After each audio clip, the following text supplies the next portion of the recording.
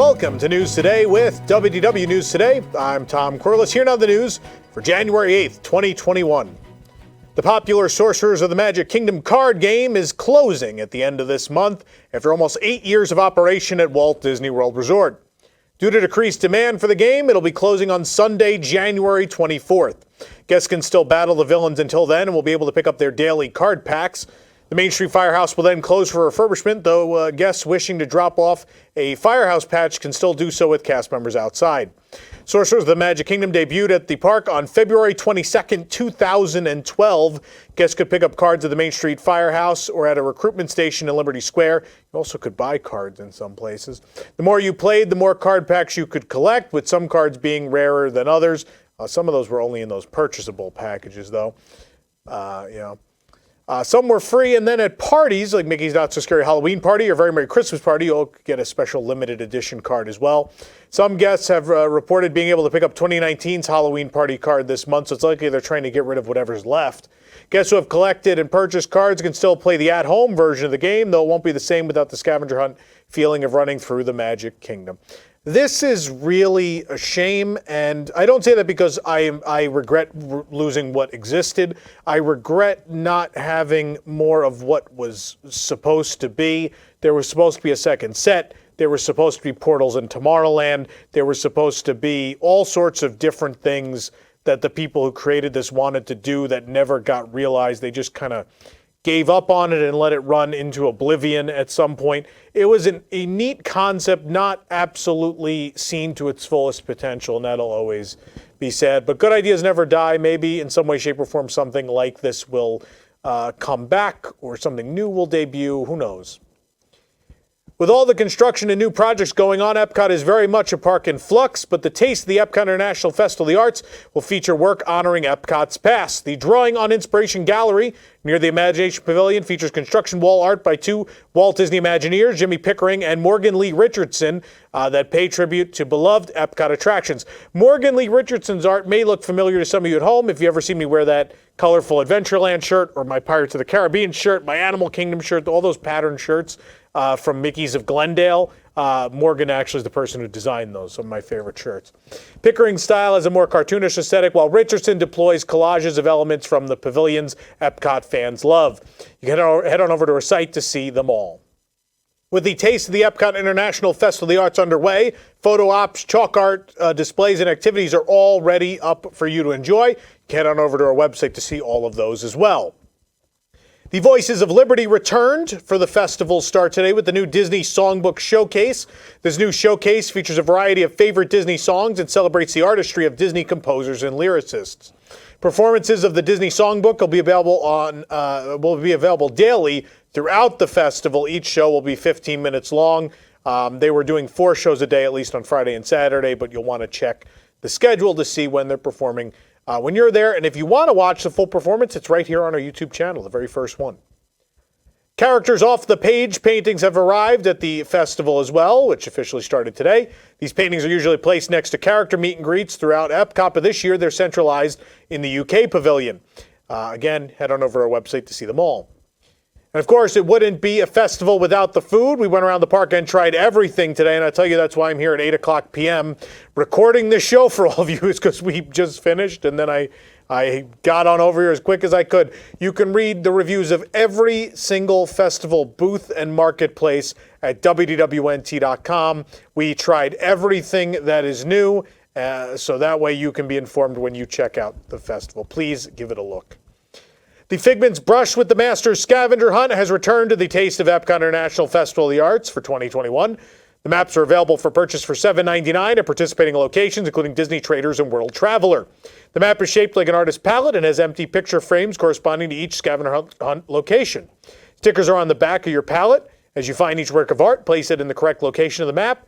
The prizes for completing are unique paper crafts, one of them featuring Figment. How cute. Guests can put together a paint-splattered spaceship Earth, Mickey Mouse in the middle of a drawing, Figment carrying his own paint palette and brush, Donald knocking over a can of paint, or Chip and Dale carrying a tube of paint. These are cute. Along with the start of the festival, you might expect there was a lot of new merchandise. And there were 2 designs for that merchandise, one inspired by Figment and the other for Mickey and Friends. You can head on over to WDWNT.com to see it all. We even give you all the prices, a full shopping guide, if you will. Although Guardians of the Galaxy Cosmic Rewind was left out of D23's roundup of what to expect this year, it seems that work is still moving along. We checked on the building's construction progress every few days, as you know, and Disney has shared looks at the ride vehicles on the track testing inside, and we've seen Baby Groot taking a test drive. But now we see a more promising look for ourselves. We actually caught vehicles being driven into EPCOT. So we snapped a few pictures. Here they are. Here are the coaster trains being transported backstage to EPCOT. They were out on the road. An exciting thing to see. It's one of my favorite things about living here is always seeing this stuff out on the road. Of course, it sounds like Guardians of the Galaxy Cosmic Rewind will open in 2022 at EPCOT. EPCOT's nights are going to be brighter later this year with the debut of Harmonious, the new nighttime spectacular that'll take place on World Showcase Lagoon. We've seen a lot of work being done recently on the barges that'll make up the show's action. Earlier this week, we saw workers fixing the screens that line the sides of the barges. And last month, we saw the fold-out arm on top of the barges being tested. But now, they were testing the arm on the barge that's actually out in the lagoon in front of guests. The arm is usually folded down on top of the barge, but during the show, it'll extend out and up. And it actually swings all different directions. I didn't know this. I thought it was just going to pop up. But we saw it today. It swung open and left and right and did all sorts of things. So it's kind of cool. And you can see that for yourself right here on our YouTube channel. After 5 days of unexpected downtime, Rock and Roller Coaster at Disney's Hollywood Studios is finally back. The attraction did not open on January 1st due to technical difficulties and then remained closed for several days. But you'll be happy to know again, the ride is rocking and rolling once again. Visitors will be rolling in the dough at Disney Springs as Everglades Donuts and Cold Brew is now open.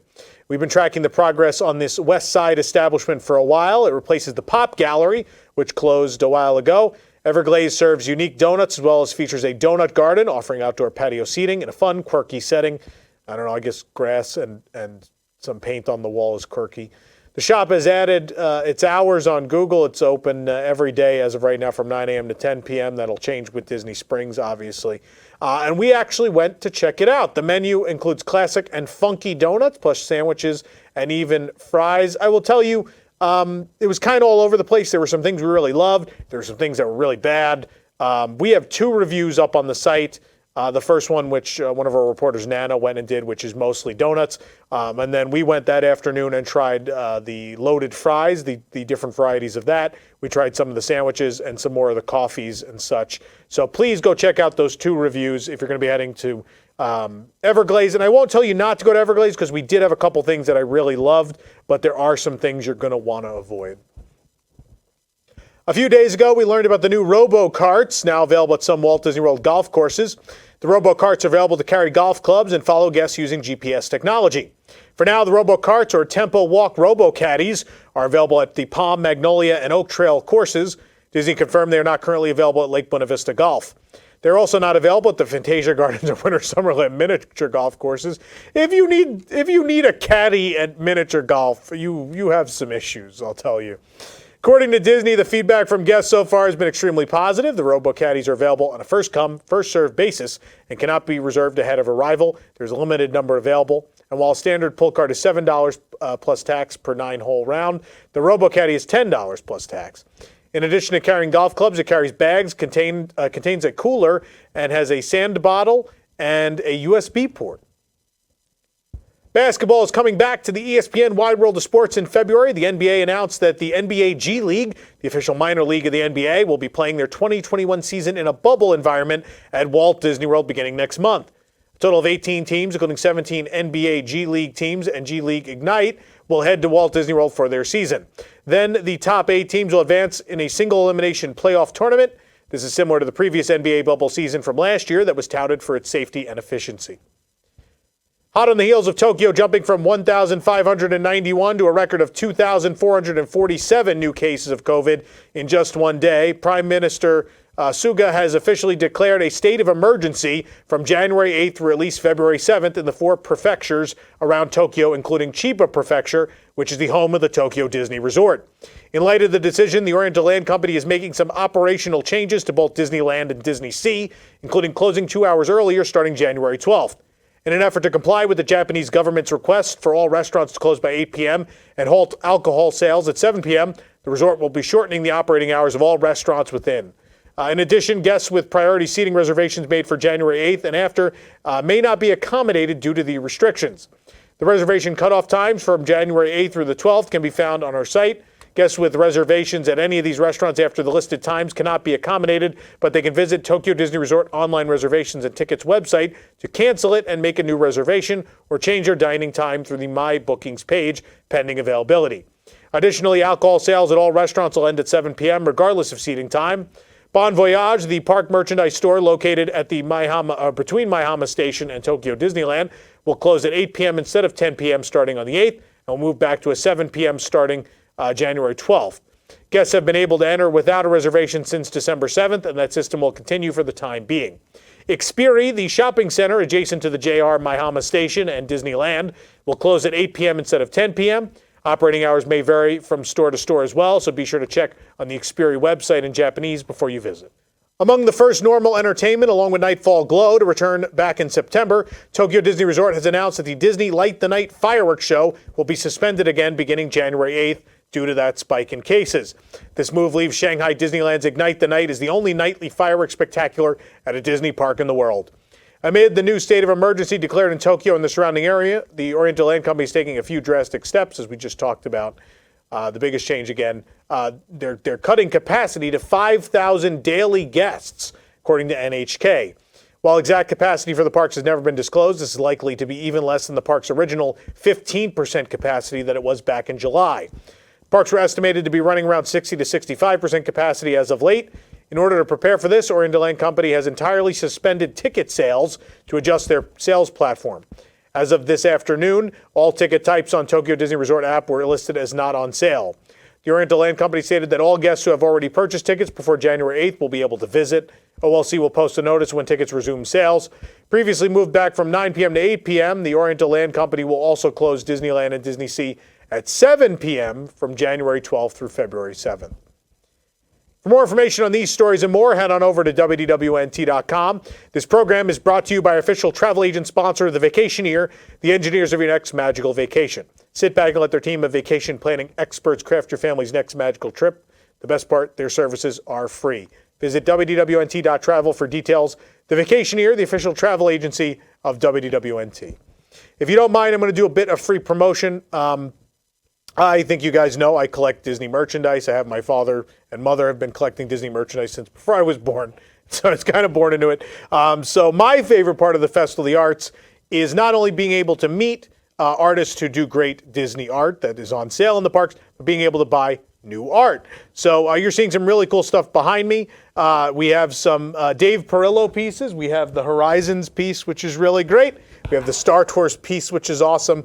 Those are not only available in the big expensive framed pieces like here, they have prints and they have postcards and all sorts of stuff for all this art. There's also, you can't see the whole thing, but it's actually up this way. Jeff Granito did a fantastic Indiana Jones Adventure from Disneyland piece, which has Mara and all the scenes from the ride. It's really fantastic. So if you're going to be at the festival, check these guys out. They do great stuff. I mean, these guys did Horizons and Indiana Jones and Star Tours art. It's pretty great. If you're enjoying the show, be sure to like this video, subscribe to WDW News Today on YouTube for more great content, and click the bell for notifications. Also, make sure to hit select all notifications so you never miss an episode of the show. For the worldwide leader in Disney Parks news, this is Tom Corliss saying enjoy the rest of your today and have a great, big, beautiful tomorrow. Now, if you excuse me, I'm going to go explore the, nope, it's that way. I'm going to explore the future today. It's confusing. It's backwards on my screen. Pressing Issues is the spin-off of the WDW News Today podcast segment as a long-form panel discussion in which some of the brightest minds of WDWNT analyze the biggest stories of the week and their impact on the Walt Disney Company, its parks, guests, and cast members. Join us every Sunday at 8 p.m. Eastern, live on YouTube, Facebook, and Twitter, or afterward on the WDW News Today podcast feed.